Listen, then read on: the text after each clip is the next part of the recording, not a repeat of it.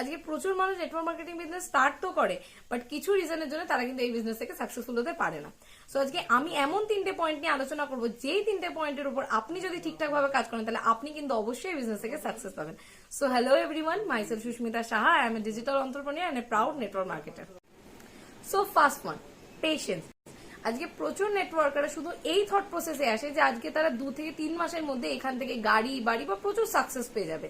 But my dear friends, বাদ বাকি সব ইন্ডাস্ট্রির মতো নেটওয়ার্ক মার্কেটিং ইন্ডাস্ট্রিতেও কিন্তু ধৈর্য দরকার পড়ে।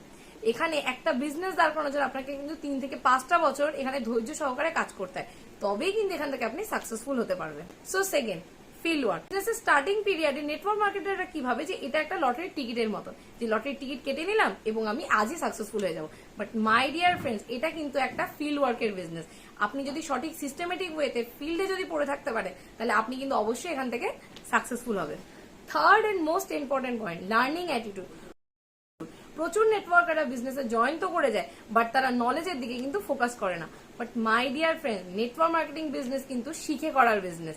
তাই আমাদেরকে প্রত্যেকটা বিওপি, জিটিএস, আরটিপি এই প্রোগ্রামগুলো থেকে আমাদের প্রচুর নলেজ গ্যাদার করে নিতে হবে, এবং শুধুমাত্র শিখলেই হবে না, সেটাকে ফিল্ডে অ্যাপ্লাই করতে হবে যাতে আমরা সঠিক সময়ে সঠিক রেজাল্ট পাই।